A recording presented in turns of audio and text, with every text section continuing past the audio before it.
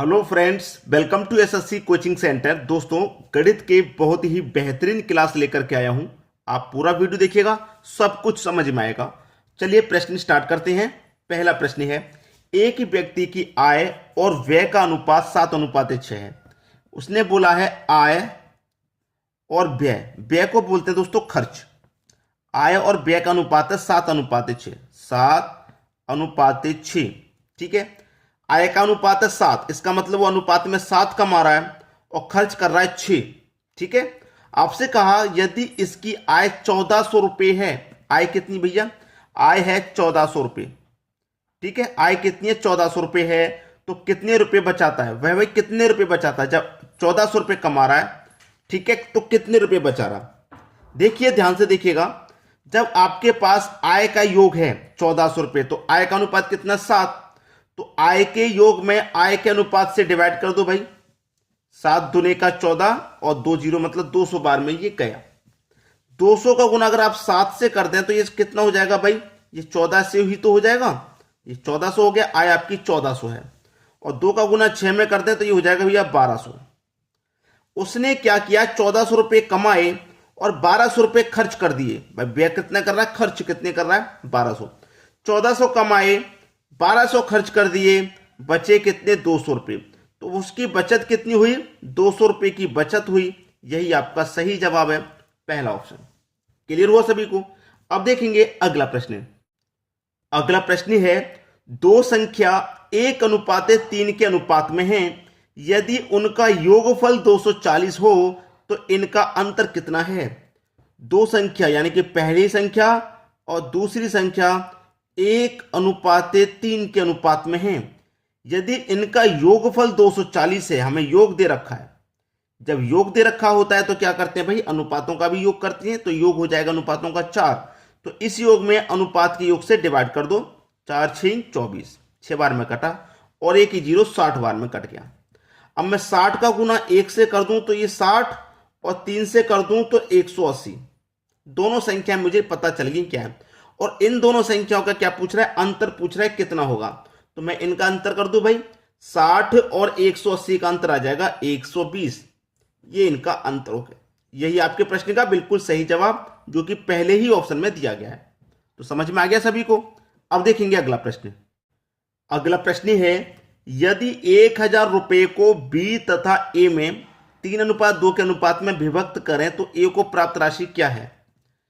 1000 रुपये की राशि है और बी और ए में विभक्त करना। पहले बी दिया गया तो पहले बी लिखेंगे, बाद में ए दिया गया तो बाद में ए। अनुपात है 3:2। राशि कितनी है? 1000 रुपये की राशि है। अब हमें राशि का योग 1000 दिया गया है तो भाई हम अनुपातों का भी योग कर लेंगे। तो 3 और 2 5।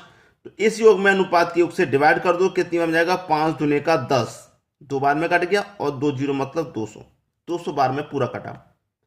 अब मैं 200 का गुना अगर 3 से कर दूं तो ये 600 हो जाएगा और 200 का गुना 2 से कर दूं तो ये 400 हो जाएगा।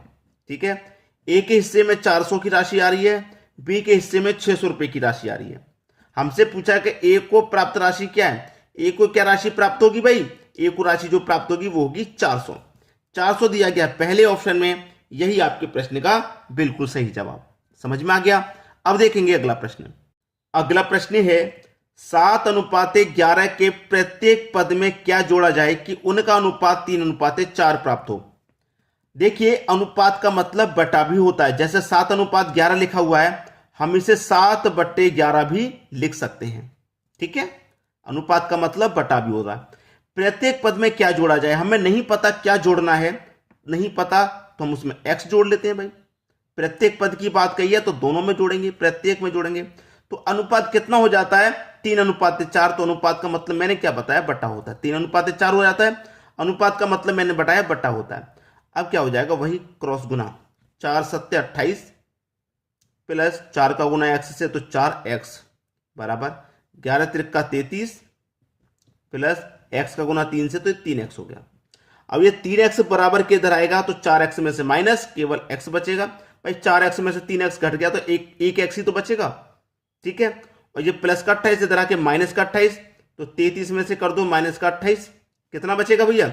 x का मान कितना बचा? 33 में 28 गया, 5 बचा। x का मान आ गया 5। हमसे बोला था कि उनका योग अनुपात 3:5, प्रत्येक पद में क्या जोड़ा जाए, क्या जोड़ा जाए, उसकी जगह x माना था, x की वैल्यू 5 आ गई, तो इसका मतलब प्रत्येक पद में हमें कितना जोड़ना है, 5 जोड़ना है। आप चाहो तो जोड़ के भी देख लीजिए, यही अनुपात आ जाएगा। जोड़ के देखेंगे, देखिए चलिए मैं करा देता हूं।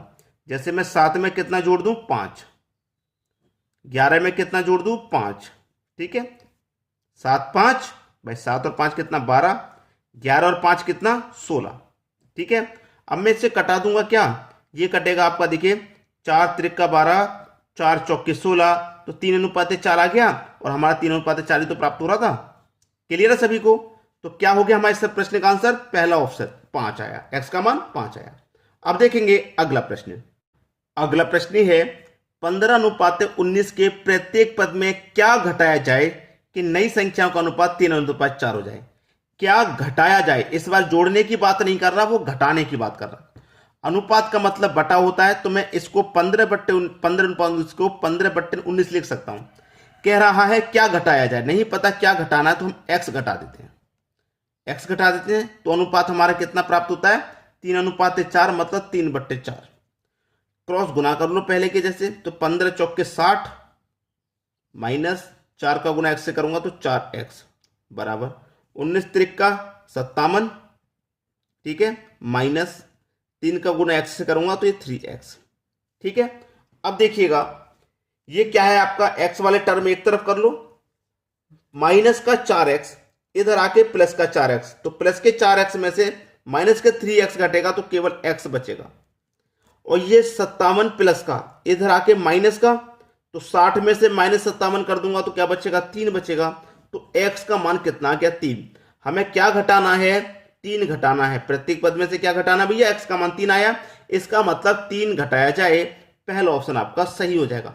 चाहो तो घटा के देख लीजिए, चाहो घटा के देख लो, 15 में से मैं क्या करूं, 3 घटा दूं, और 19 में से भी मैं क्या करूं, 3 घटा दूं, तो 15 में से 3 घटाया 12, और 19 में से 3 घटाया तो 16, ठीक है। अब मैं इसे कटा के देख लूं, 4 त्रिक 12, 4 चौके 16, 3:4 आ गया, और 3:4 यहां ना है, तो सेम कंडीशन है, समझ में आ गया।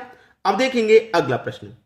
अगला प्रश्न है किसी धन को ए बी तथा सी में, किस किस में, ए बी और सी में, ए बी सी में 3 5 7 के अनुपात में बांटा गया, 3 5 और 7 के अनुपात में बांटा गया, ठीक है, इतना क्लियर है।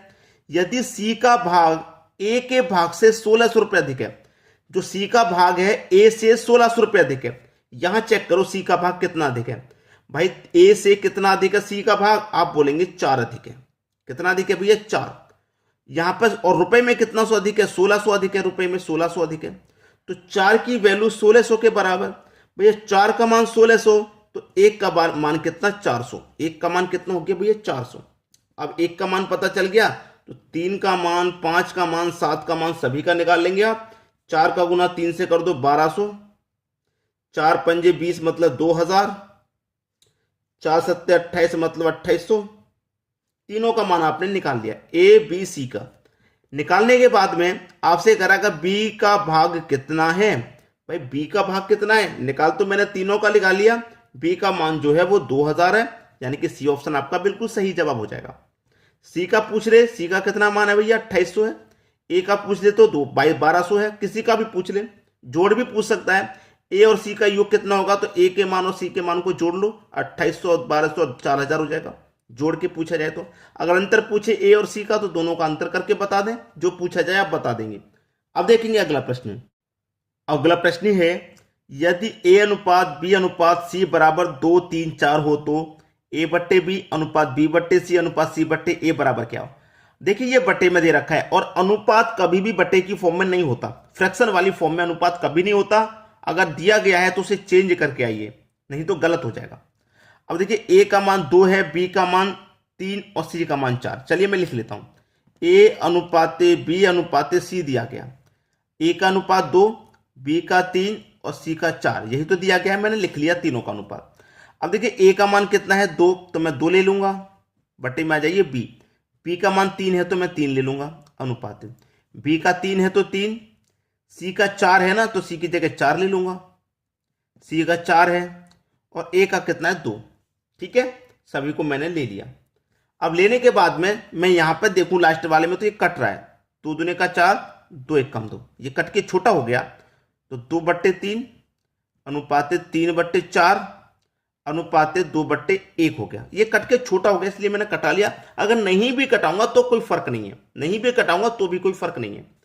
अब देखिए 2 4 1 का मुझे एलसीएम लेना है तो एलसीएम आ जाएगा 12। 3 से 12 को कटाऊं 4 बार में, 4 दूने का 8। 4 से कटाऊं 3 बार में, 3 त्रिक का 9। 1 से कटाऊं 12 बार में, 12 दूने का 24। ये निकल के आ गया 8 9 24। ये किसी एक संख्या से नहीं कटेगा तो यही रहेगा आपका अनुपात, 8 अनुपात 9 अनुपात 24। 8 अनुपात 9 अनुपात 24 यानी कि सी ऑप्शन आपका बिल्कुल सही जवाब हो गया। क्लियर है सभी को। अब देख लेंगे अगला प्रश्न। अगला प्रश्न है 28 लीटर मिश्रण में पेट्रोल और तेल का अनुपात 5:2 है। इसमें कितना तेल और मिलाया जाए कि वह अनुपात 2:1 हो जाए। कितना तेल और मिलाया जाए। भाई ये प्रश्न मैं आपको होमवर्क के लिए देना चाहता हूं क्योंकि इस तरह के मैंने आपको बहुत सारे प्रश्न करा दिए हैं, बहुत सारे मिश्रण वाले बहुत सारे करा दिए हैं। तो ये प्रश्न आपको आना चाहिए और इस प्रश्न का जो आंसर है मैं पहले ही बता देता हूं 2 है। तो जिसकी कैलकुलेशन सही होगी उसका आंसर 2 आ जाएगा और जिसकी गलत होगी उसका कुछ और आएगा। अगर कुछ और आया तो आप समझ जाइए कि अभी कैलकुलेशन में गलती है, अभी आंसर सही नहीं आया। तो जिन बच्चों का 2 आंसर आ जाए मुझे कमेंट करके बता देना। ठीक है दोस्तों, धन्यवाद।